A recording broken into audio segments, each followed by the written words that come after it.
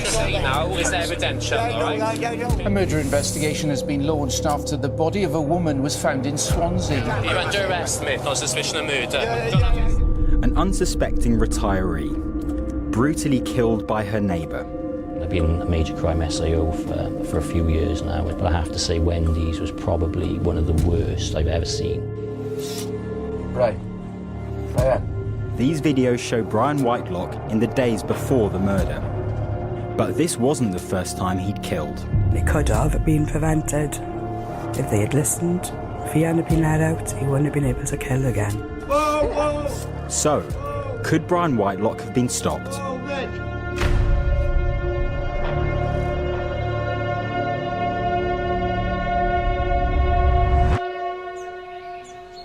It's early morning in the small South Wales town of Clydach.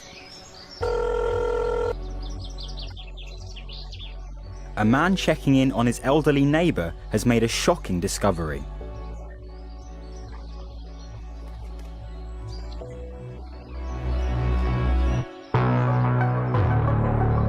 Some of his call is caught on CCTV. So has he got any blood on him? What's happened? Covered in it.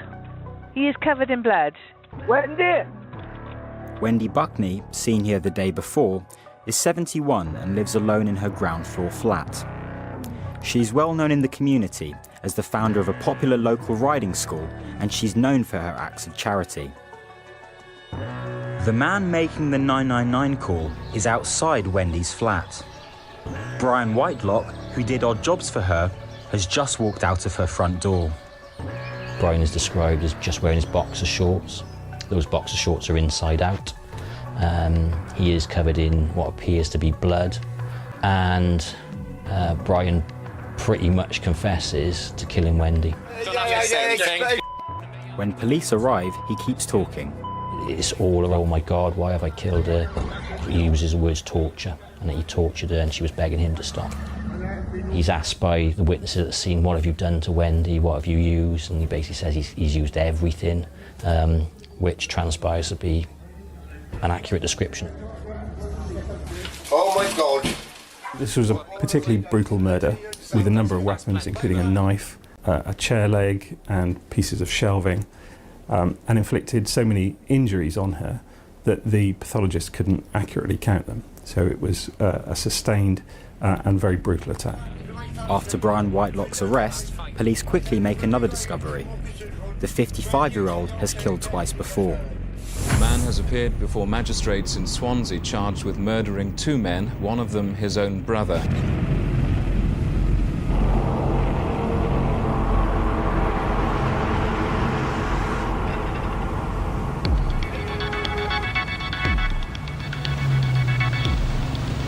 The early noughties in Swansea in South Wales. It's a bustling city with a thriving nightlife and a football team fighting relegation from the second division. 27-year-old Nicky Morgan was born and bred here, one of 4 siblings. Social boy, you know, he liked different things. He loved being with his family. He loved that. He loved a bit of a party. So if there's a match, probably meet up with his friends, make their way down there. If they won a match, sometimes he'd be in. He was either cracking a joke or telling us something that he'd done, or just normal family. Nothing different than anybody else. Nicky lived with his family in an estate on the outskirts of the city. His friend Glenn Whitelock lived on the same street. That's one of our favourites. That's what's on his grave. Yeah. Christmas. With his turkey leg. Nicky's older sister Melanie lived around the corner. We were in bed. It was middle of the night. My mother rang me to tell me that there was a house fire in Glenn's house. So I didn't really know why she was telling me that at that time of the night. And then she said that Nicky was in the house.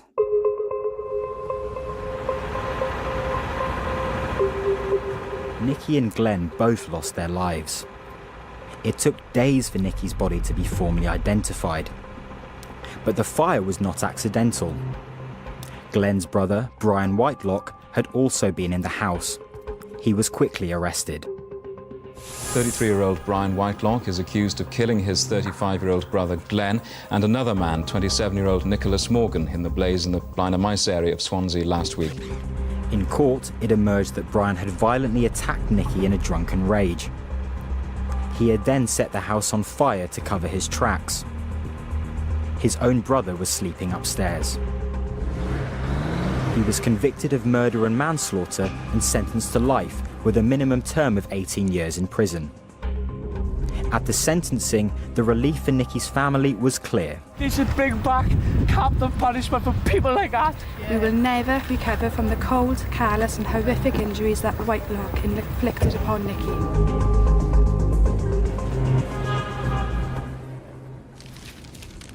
The family felt anger and disgust at the total lack of remorse shown by the defendant. Nothing changed then, did it? 20 odd years? No. Well, it was a relief. A relief that somebody was going to be held accountable. But it was upsetting as well, to know that somebody was capable of doing what they'd done to him. Just that evil face. Wicked, as it says. Yeah, wicked. Underneath the picture, wicked. Wicked, right, look. Life for an evil killer. I first had a meeting with the parole board just after the end of this case. And then nothing for 18 years. Nothing at all.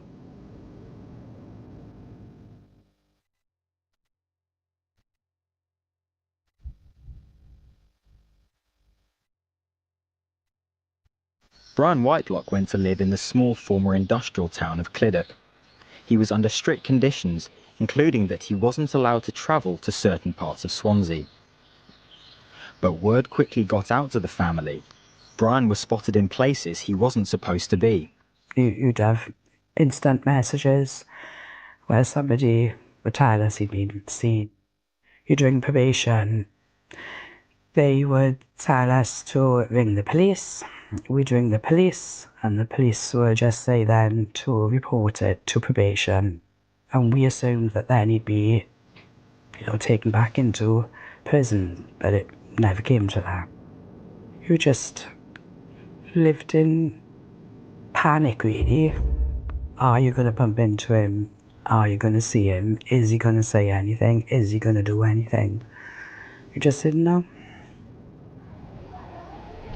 Then, in 2020, during the height of COVID, Brian Whitelock assaulted a security guard at a shop in Swansea. To the family's relief, he was recalled to prison. But that relief was temporary. Despite the best efforts of Nicky Morgan's family, Brian Whitelock was released from prison back to the same flat in Clydach. One neighbour in particular felt he deserved a second chance. Wendy Buckney was well known for her bubbly, caring personality. She lived alone, but had two sisters and many nieces, nephews and friends living nearby. They adored her, and she loved them back. You speak to Wendy's family and you do get a flavour of who Wendy Buckney was, and I would describe her as a pillar within that community, within the community of Swansea. She ran the horse stables for decades, which I would suggest has touched the lives of probably thousands of people. Former pupils at her riding school paid tribute to Wendy as a kind, patient teacher. She loved helping people. Police believe that on her last day alive, she was buying food for Brian Whitelock. Wendy knew Brian Whitelock as a neighbour. She had befriended him.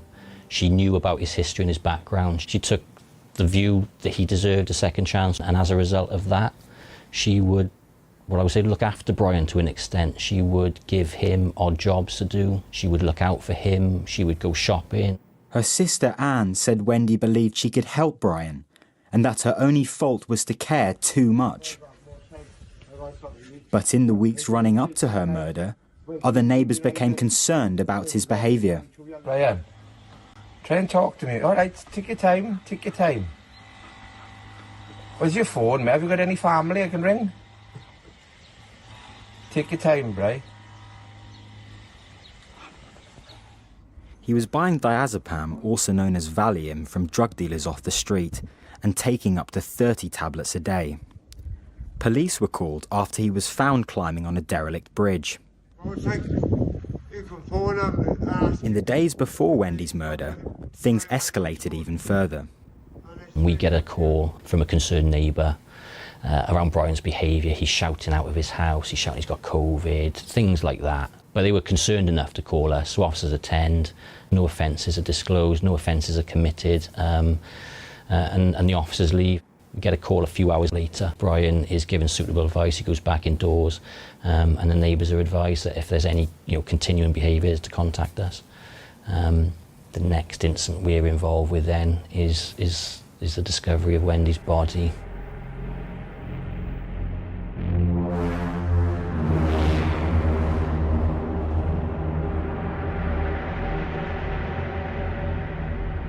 So it's the 23rd of August 2022, early hours of the morning. A neighbour has concerns for Brian Whitelock. He hears taps, he hears water running from Brian Whitelock's flat. Goes down to investigate in the early hours, finds the flat insecure, goes in, turns the taps off, but can see Brian's flat is devastated. So probably about 4 hours later he comes back, Brian is still not in his flat, at which point this neighbour has even more increased concerns and actually reports Brian missing to us, to South Wales Police. At the same time he's doing that, he notices the light from Wendy's Buckley's flat has come on and gone off and come back on. He knows that Wendy knows about Brian and would have concerns about him, so he goes over to speak to Wendy to say that Brian is missing, to see whether she may have any information. As he gets to Wendy's flat door, he hears a person inside, and then that person comes out, and that person is Brian Whitelock.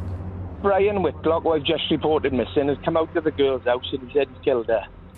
When police arrived, they entered Wendy's flat and found a scene of devastation. The living room was completely smashed up. A blood-spattered sofa was standing on its end. A shelving unit had been ripped apart. At the centre of the scene lay Wendy's body. Her clothes had been removed. Police believed that she was sexually assaulted. I mean, I've been a major crime SIO for a few years now, but I have to say Wendy's was probably one of the worst I've ever seen. From the pathologist's perspective, he managed to count up to 70 blunt force and sharp force trauma injuries to Wendy's face, torso, arms and legs. The difficulty I think he had, there were more injuries than that. We appear to have injury over injury. Oh my God. What have they done? That's plenty. Brian Whitelock had already confessed to Wendy's murder, but in police interviews, his story changed. When he was interviewed by the police, he claimed that he hadn't killed Wendy Buckney. He said that that there'd been shadowy figures hanging around her flat, and that by the time he had found her, she had already been attacked. So he denied that he was involved at all, and that someone else must have done it. Brian Whitelock was charged with Wendy's murder, but later changed his story again. This time, he admitted he'd killed Wendy, but blamed his actions on a previous head injury. You couldn't get a more straightforward case. On the face of this one, you had Brian Whitelock coming out of the scene with the victim's blood on him, making admissions to killing her. So on that alone, you think, I know what the outcome is going to be here. But we didn't factor in Brian Whitelock.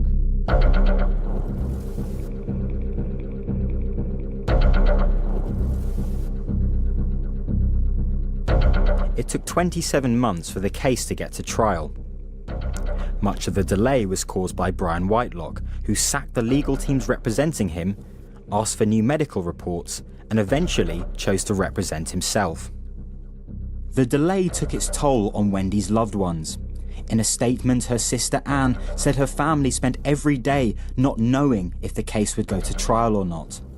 She said it was like a roller coaster that none of them wanted to be on. Brian Whitelock's defence, that a brain injury had caused him to kill Wendy Buckney, was challenged in court by the prosecution. Whoa, whoa, whoa. Looking at those videos, you can see why people would think Brian wasn't mentally well. However, further investigation, using all the experts, psychiatrists, neuropsychiatrists, neurosurgeons, I think it was really clear that the brain injury defence that Brian was putting forward just was not evidenced. It wasn't there. So then you look at what other causes there might be for that. Brian telling witnesses, post us finding Wendy's body, that he's been using diazepam and street value. The prosecution case was that he was heavily intoxicated from diazepam and cannabis and alcohol. And ultimately, the jury, by their verdict, rejected his account.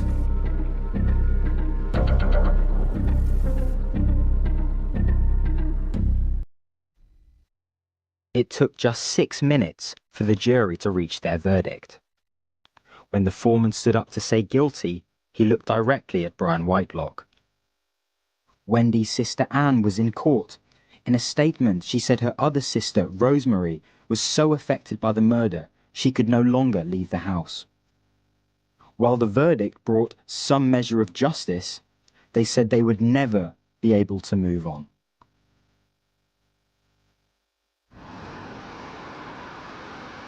So our thoughts are with Wendy's family today, especially her sister Anne, who we have watched endure the same pain and suffering as we did previously during the trial, with absolutely no remorse shown by him.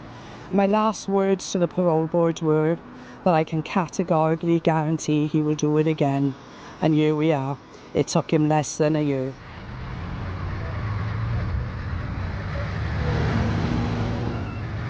From the day he was released, he was using drugs, he was drinking, he was riding around Swansea, all against his conditions.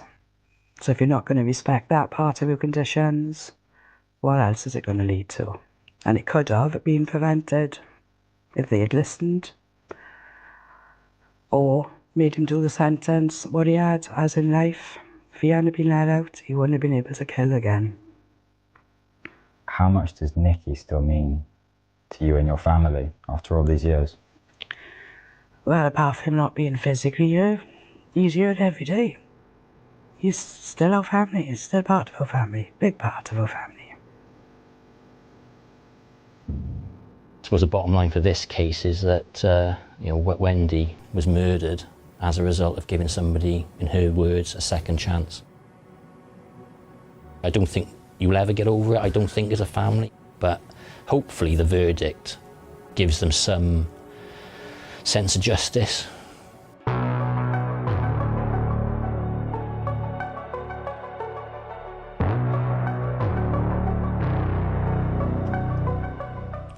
Brian Whitelock. For the murder of Wendy Buckney, I sentence you to imprisonment for life. This is a case of the most extreme gravity.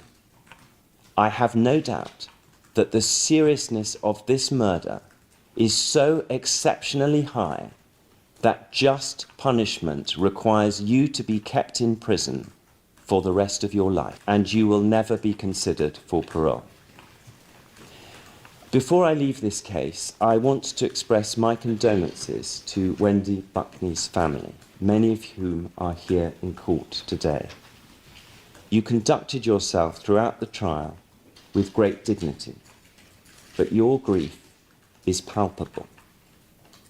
I hope that with the passage of time, you will be able to think more and more of Wendy Buckney as she was in her life of 71 years, so that her last hours do not blot out all that was happy and good about that life and about her. I hope that eventually you will be left with all those memories you and she would want to have. Multiple reviews will now be held into whether the authorities, including the probation service and the parole board, could have done more to protect the public from Brian Whitelock. The probation service said its thoughts were with Wendy's family and friends, and that it would share the findings of its own review with them. The parole board said every serious further offence is a tragedy. It said it has already looked at its role and is committed to learning lessons.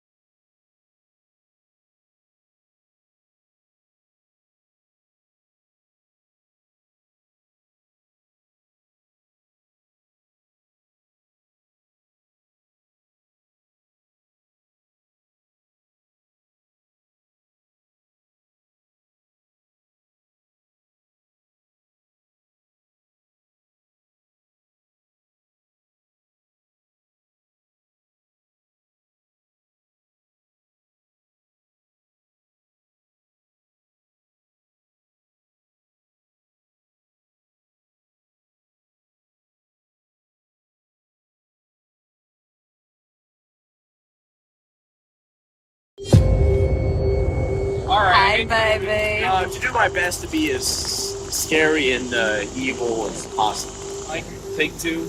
Parker. He was a nerd that wanted his movie to be his ticket to Hollywood. Action. He wanted to become the next famous horror director. Camera's rolling. And he was willing to go to any length to live that dream. Fantastic. Let's go. He was super excited about making the movie. Action. Okay, he believes in himself. He believed in us. All right, let's just do it. So good. I actually feel something dribbling down my leg. And then things start to unravel. He's lying through his teeth to us. I really was blindsided. It rocked me. The movie was now evidence in a murder case. What is the connection? Just because you make a horror film does not mean you're a murderer. We all blindly followed this man into the abyss.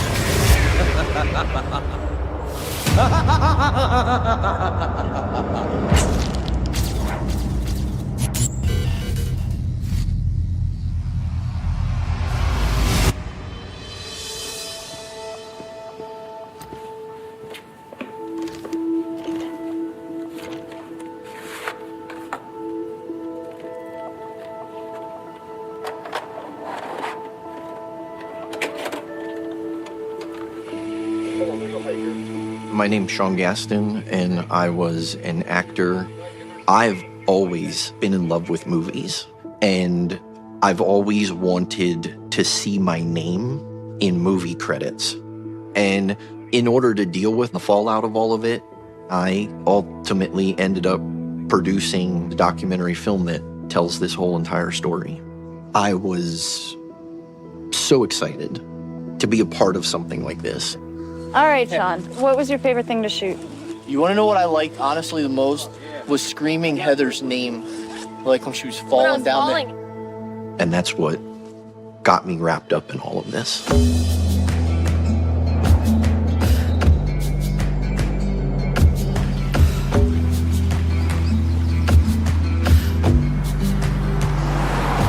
My wife notices this tiny little classified ad in the shopping news, and it says, horror movie being shot, actors and crew needed.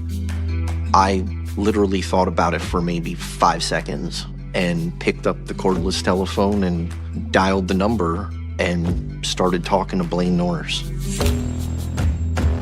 I learned that Blaine Norris was your typical nerd, an IT guy into Dungeons and Dragons. He was into horror movies. He had recently been married, and he and his wife had just had a baby, and he was wanting to dabble in filmmaking.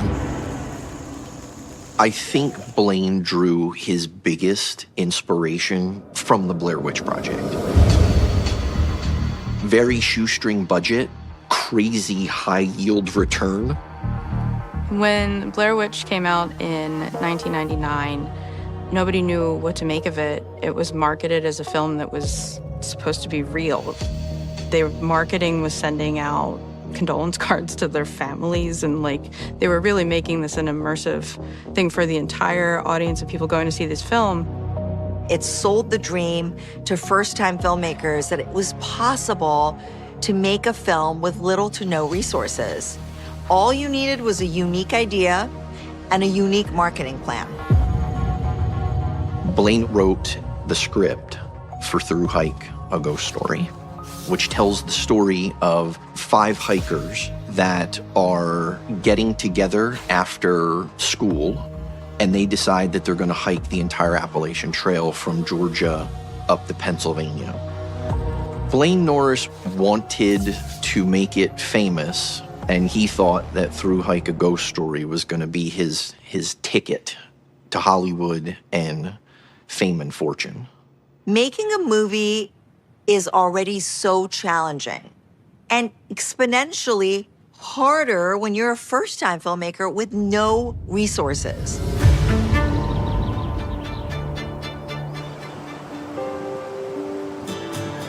I showed up at the audition, and this girl is reciting lines. Dad, where the hell are you? And I found out through eavesdropping that she was a famous soap opera star, Robin Griggs. My name got called. I was auditioning for Alan, and I gave it the old college try.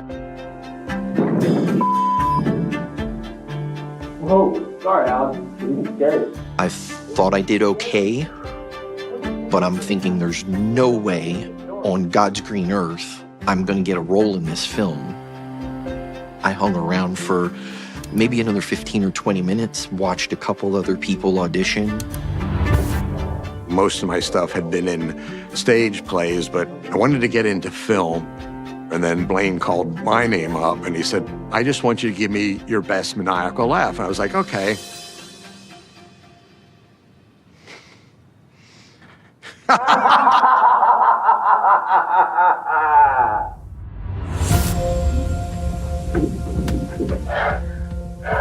What are we gonna do? I think I had to pretend to drown, which I thought was pretty stupid for an audition.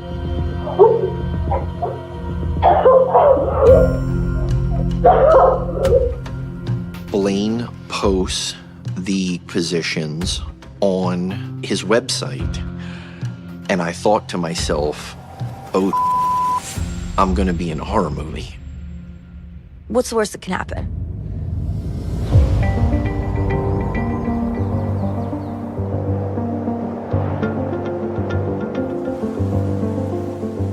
One of the first things that Blaine did, he held a cast and crew meet and greet. And he introduces Brian Trimble to me as the DP, the director of photography. This is the camera guy. I learned that Brian is a co-worker of his, and just like Blaine, shares this love for Dungeons and Dragons, film, and Brian Trimble also happens to be an amateur photographer, so he has the filmmaking equipment, and the two of them share this passion for making this horror film, and Blaine wants him to help him shoot it, help him produce it. I got to talk to Brian, and Brian said that he couldn't stick around too long, that he had to take off because his wife really didn't want him to be there. And I thought it was a little weird. And then Blaine kind of does this big old speech about thanking everybody for taking part in this. And Blaine told all of us that we had an investor in the film, and this was huge news for us. We've got cameras, editing equipment, we got all the actors. We're ready to move forward, get out there and start filming this movie. And then things start to unravel.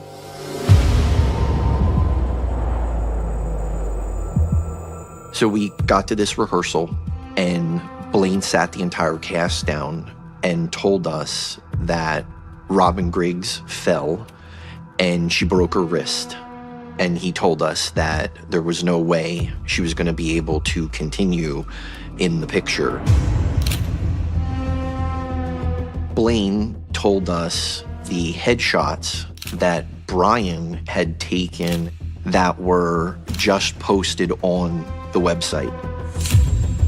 And I gotta admit, it wasn't professional at all. And the investor notices this.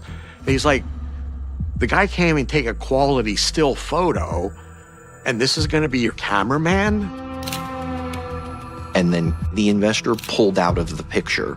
So now we've lost our investor. And then Blaine sits us down at this next rehearsal, and he told us that Brian was no longer going to be the director of photography on the picture. He then tells us that Brian isn't going to be able to loan us his camera equipment either. It was a terrible blow. It was over. But I never expected anyone to die.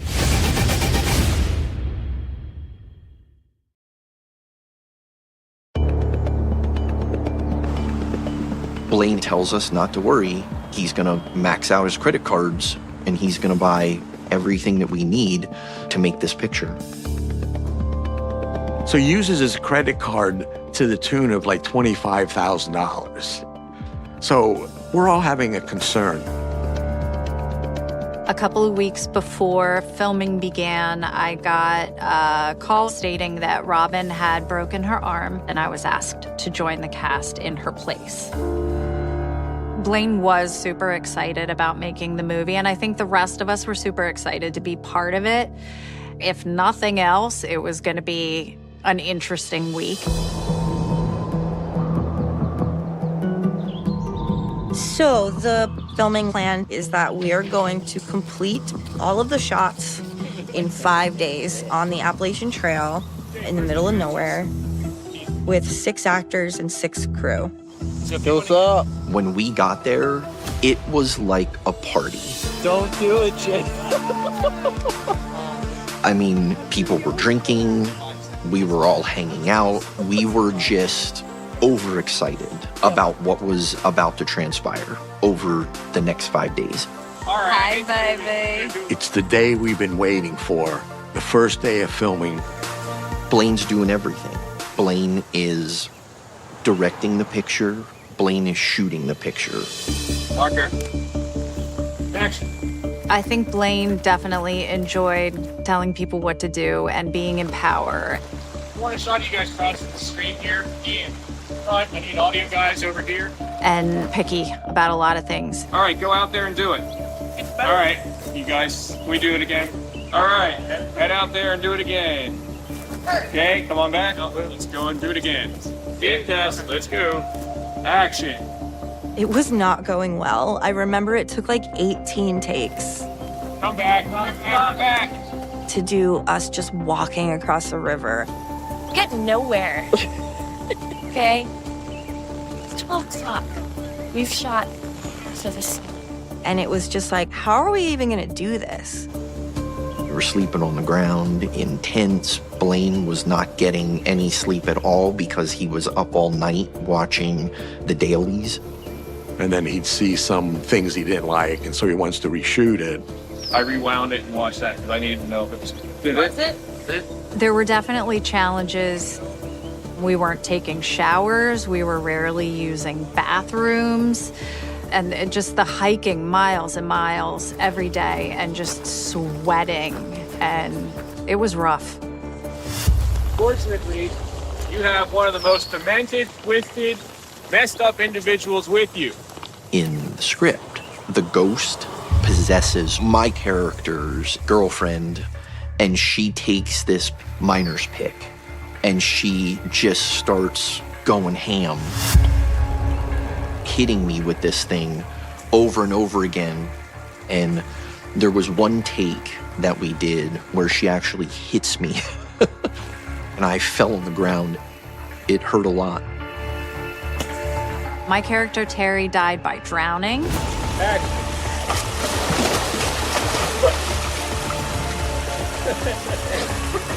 Alright, you okay? It was hard to shoot because my hair kept coming over my face. And every time I came up and gasped, I inhaled water. And so it took a lot of takes. How many more do you think we're gonna do? Not too many more. 85. I basically want one more good one. It was like, does Blaine Norris really know what he's doing? Make sure that you're still facing the same direction and do what you did. It was really good. Blaine made a lot of sexual innuendos directed towards me in particular. Your hair looks really sexy. Yeah. That was so good. I actually feel something dribbling down my leg. You all right? Yeah. You need mouth to mouth? But back then, you know, you just laugh it off. Blaine's wife was there. It shocked me that Blaine had a wife and an infant. Wendy and Mason saved the day. The morale wasn't that good. He already has so much other problems finishing this film. He doesn't need to get the cast angry at him. Like, before you go down on that one. Yeah, mine's worse. Basically, I was hoping that you might, like, just kind of like sit up like this for a little bit. Kind of You know what? See if you can touch your elbows together. You know what? Here I am trying to get a good director talking to the actor moment on video, and he had to just go and screw it up. I know, I had to screw it up. Well, this is what I do. I know that there was some talk that got back to Blaine's wife that he was actually messing around with either me or Aaron. And she actually called me up one morning and just went off about me having this affair with him. And I let her talk. And then when she finally stopped, I said, I would never. I did not. I did nothing. And then she actually apologized. And that was that. It's almost laughable if it wasn't so disgusting to me. But I don't know why. Like, there was nothing I can think of that would lead her to believe that. That was really good. Look good. The first 5 days wrapped, and we just kind of knew that we were going to have to come back and do pickup shots. A bunch of months transpire, and we went into the woods again to do our pickup shooting. And before we rolled the cameras, Blaine announces to everybody that his wife took their baby and left him, and that he was gonna be getting a divorce.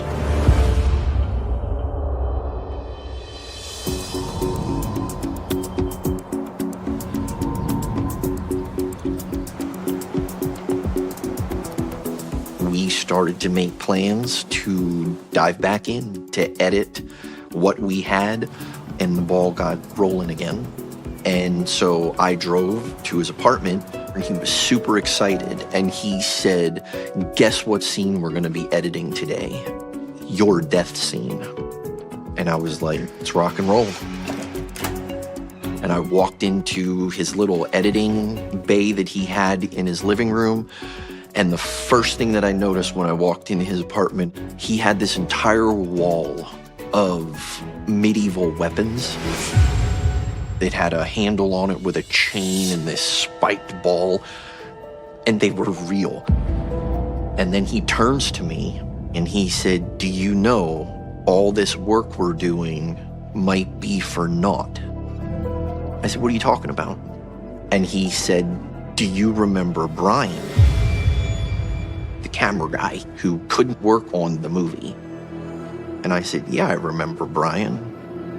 And he said Brian found his wife, Randy, murdered in their garage.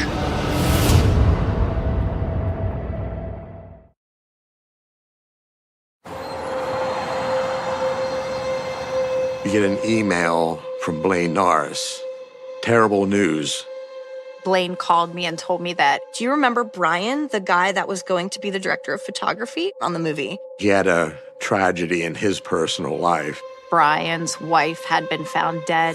And they're saying it was a murder. I was like, oh my God, is Brian okay?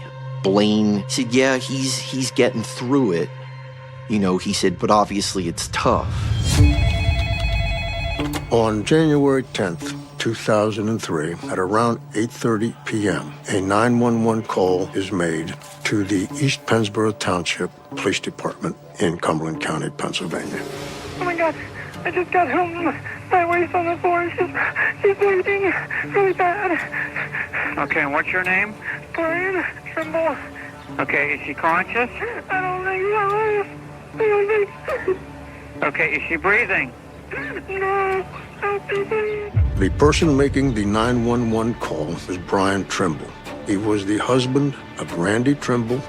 He found his wife, Randy Trimble, dead in his home, having been strangled and stabbed to death.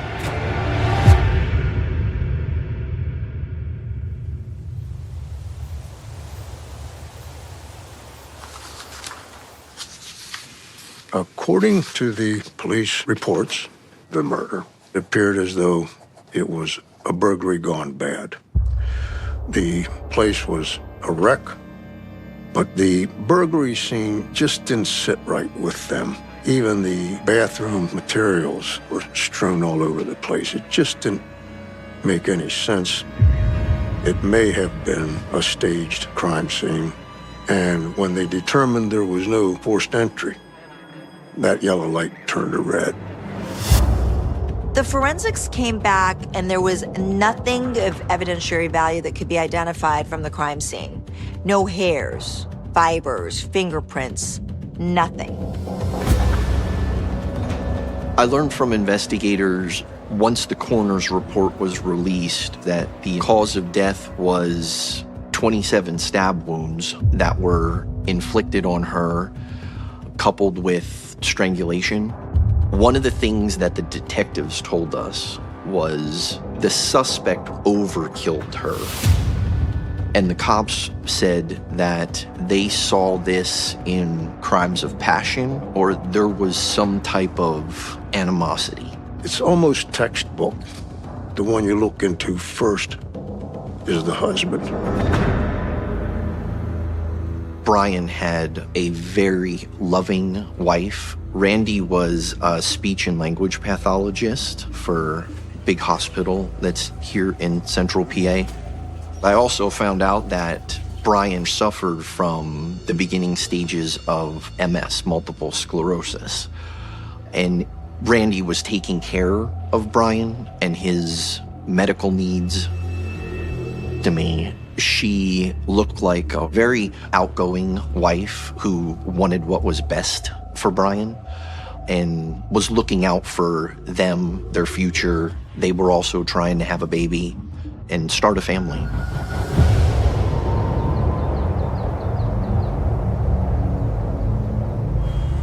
So about 2.5 weeks after the murder happens, Brian is really the only suspect that they have at this point. And in their questioning of Brian, the detectives learn that Randy had a $100,000 life insurance policy. They had $24,000 in shared bank account.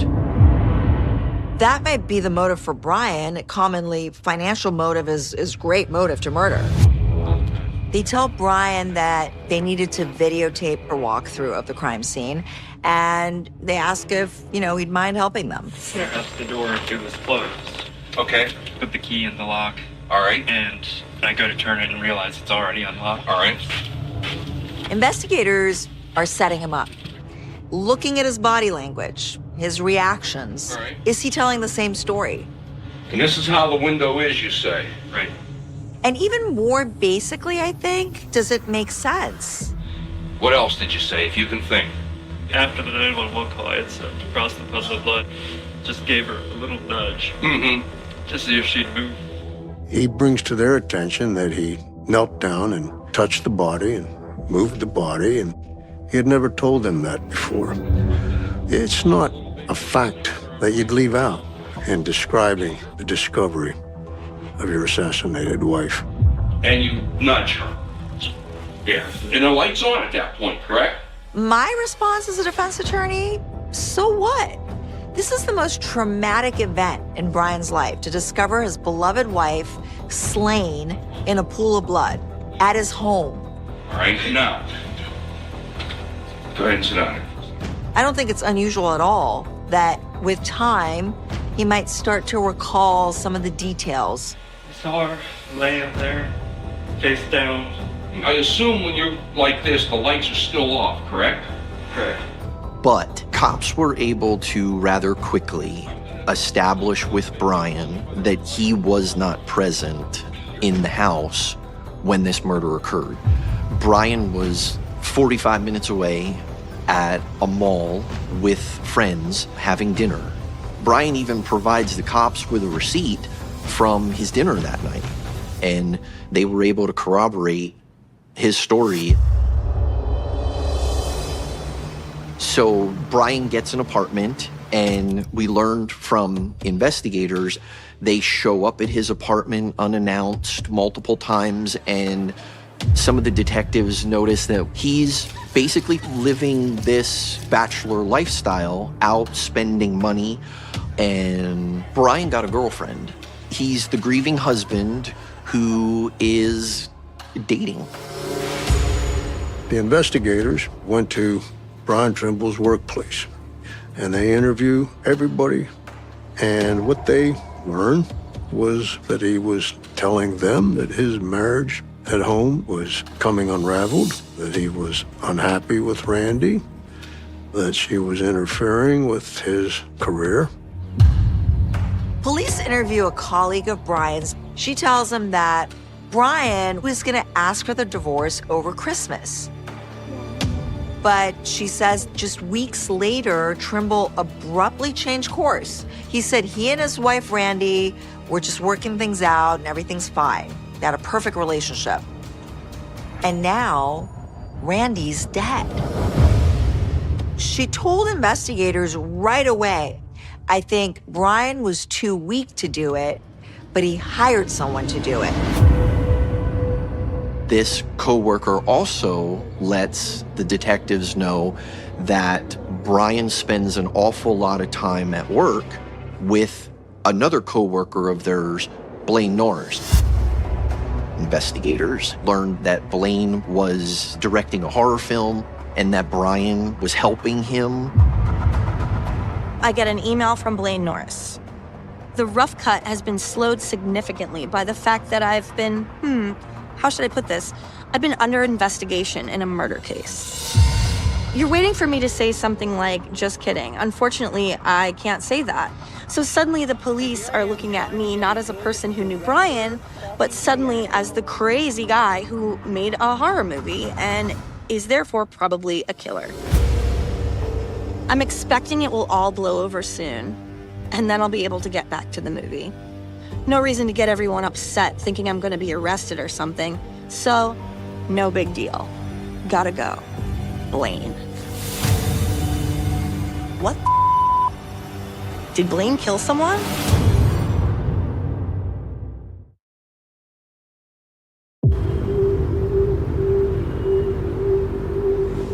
We got an email from Blaine, and it said, terrible blow for Through Hike, and it said that he was no longer in possession of any of the tapes. All work on Through Hike has been stopped until further notice. Everything has been seized. My computer, the script, the rough cut, everything. It's now evidence in a murder case. I can't tell you any details, can't discuss this. This is awful. Hopefully this will all blow over soon. Blaine said that the cops that are investigating this murder talked to him as a friend of Brian's, and in his words, he said something like they found it fishy or they found it suspicious that Brian's wife is murdered and that Blaine is directing a horror movie. It was devastating, but also confusing because what could it possibly have to do with this murder? What is the connection? Just because you make a horror film does not mean you're a murderer. I'm like, okay, they're just looking at him because he made a horror movie. It makes sense. He knew Brian. Sure, why? Of course they would look at him. I knew Blaine before the movie. He was an Eagle Scout. My brother knew him in Scouts. Like, he was a dorky kid. Like, there was just no way that someone like him could do something like that. I mean, he doesn't have the balls, honestly, to do something like that. I'm like, there's no way Blaine did this. Wrong person. Look elsewhere. You're making mistakes. To Blaine, it seemed like they were doing absolutely everything they could to pin it on him. Blaine said, I guarantee you, I have nothing to do with this. We're going to seek justice and get that film back. We are going to move forward, I guarantee it. But if the cops are serving a search warrant, they're coming into your home, they have probable cause to do so. A judge signed off on that. So there's something else there than the fact that Blaine directed a horror film. When I joined the cast, I was told that Blaine's best friend, Brian Trimble, had already dropped out of the project because his wife didn't want him participating in the movie. She was worried about him because he had MS, and she didn't want him to be without, medical help in the woods for 5 days. Then Brian comes to Blaine and says, I'm sorry, Blaine, my wife doesn't want to let you borrow my film equipment, my editing software. Blaine was counting on using Brian's camera equipment, and when Brian left the project, Blaine could no longer use his camera equipment, so he had to buy his own, which was way more than he was planning on spending. And then Blaine has a formal interview with detectives.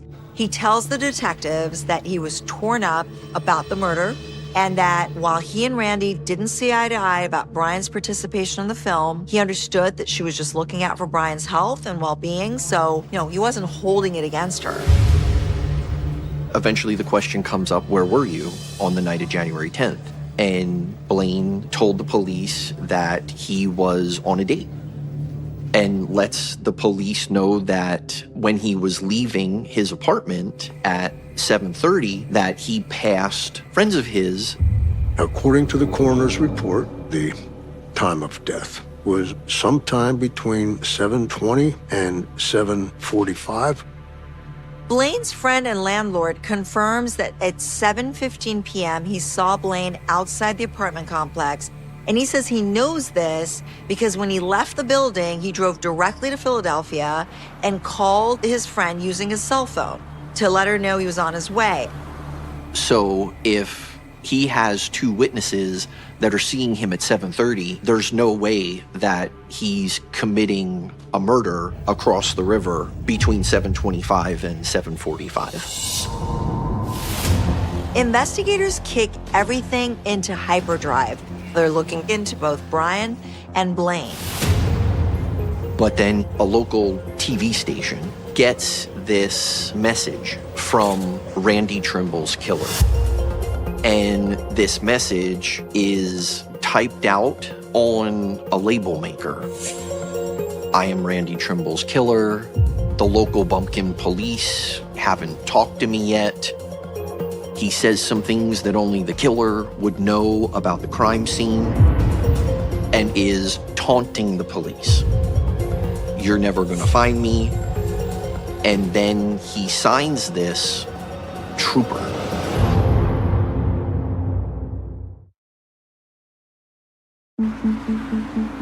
This is a very strange twist in the case. The idea that there is now a murderer running around, killing people, and taunting the police. It's a way to throw investigators off and to think that they have a lead, and it's not a lead.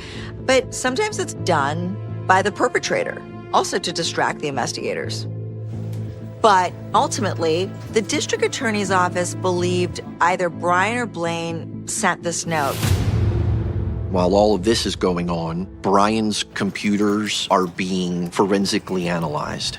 And a huge discovery that they find on Brian's home computer. They found on Brian Trimble's computer a manual titled Hitman. And the manual sets forth how you can murder someone or have someone murdered and get away with it. And that manual was emailed to Blaine Norris shortly before the murder itself. But all of their evidence was circumstantial. They needed a confession, so they invited Brian in for a chat.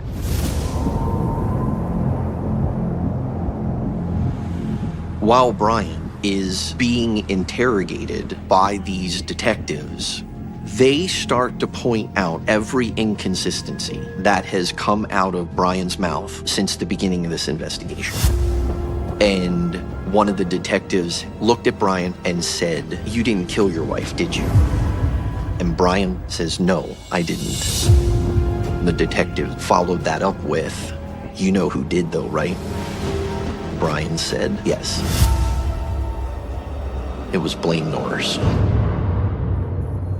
As investigators sit and listen, Brian details the plan to kill his wife, Randy, and he writes out an 81-page confession. He explains that he'd been complaining about his wife not letting him do anything, including working on the movie. Brian wanted out of his marriage. Brian did not want to put Randy through the pain of a divorce. He expresses this to Blaine during one of their D&D sessions, and Blaine just casually looking at Brian saying, "We could just kill her." So Blaine essentially becomes a hired hitman for Brian in the commission of this murder. And in exchange, he was going to get $20,000 from her life insurance policy. And conveniently, that $20,000 was the exact same amount of money that Blaine would have needed to pay off his credit card debt and finish Through Hike.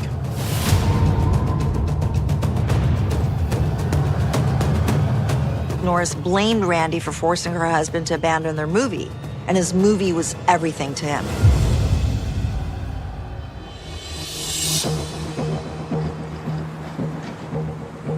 As much as investigators had on Blaine, they still had the problem of his alibi. His landlord had seen him at 7:30 p.m. that night outside the apartment complex during the window of Randy's time of death. But they finally get the landlord's phone records. That first phone call where he let his friend know that he was on his way was made at 8:32 p.m., an hour later than the landlord estimated. Now, this makes it totally plausible that Blaine Norris had gone to the Trimble home, murdered Randy, staged a robbery, and been back at his apartment complex by 8:15 when he ran into his landlord.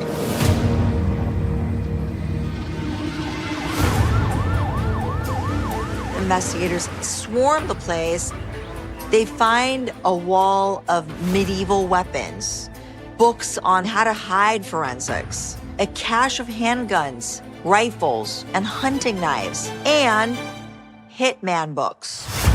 But it was in Blaine's car that police found the most compelling item of all.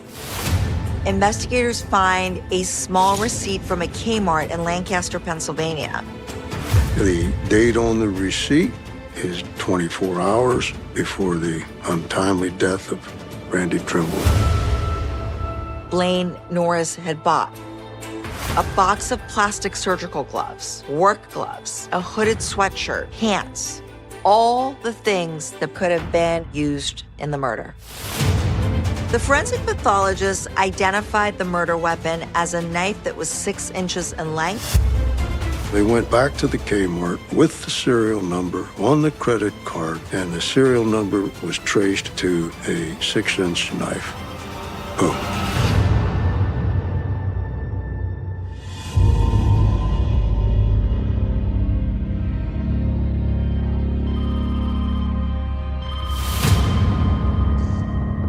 I woke up to a phone call, and the guy said, "Hey, this is, so-and-so from the Harrisburg Patriot News. I would love to talk to you about the arrest of Blaine Norris and the murder of Randy Trimble." And I said, "What? He did it?" It rocked me. I couldn't believe that I was friends with somebody who was capable of that. We all blindly followed this man. Blindly. What I want to do. We walked single file right behind this guy into the abyss. Fantastic. Let's go. Everything that he wanted us to do, we did. This was his vision, and we were going to bring this to life.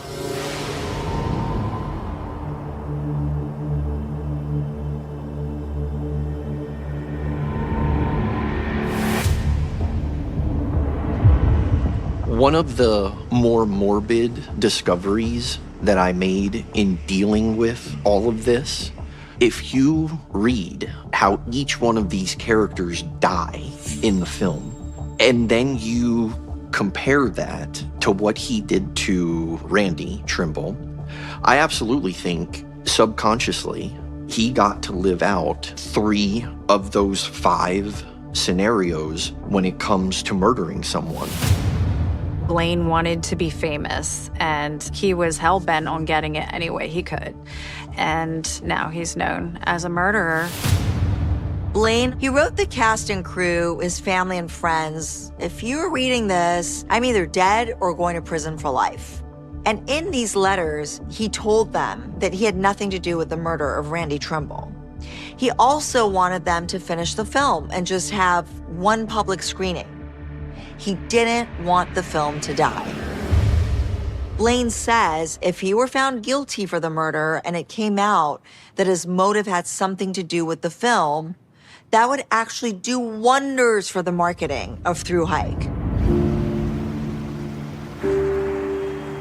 Not only is it Randy Trimble's family that are grieving and having a hard time coping with it, it's also everybody in the cast. We're intrinsically involved because you killed her and you filmed us, so he's traumatized us. And that's the thing, this thing keeps following all of us around. We cannot get away from it. I hate that my name is associated with him.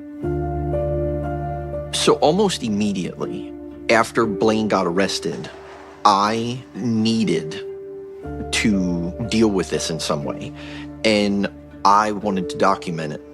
So what ultimately started out as a horror film ended up being turned into a documentary film about a senseless murder. It's so beyond the pale and so evil and so disgusting that he took a human life. I mean, it happened close to half my life ago. And I'll struggle with it probably for the rest of my life. I have no doubt about that.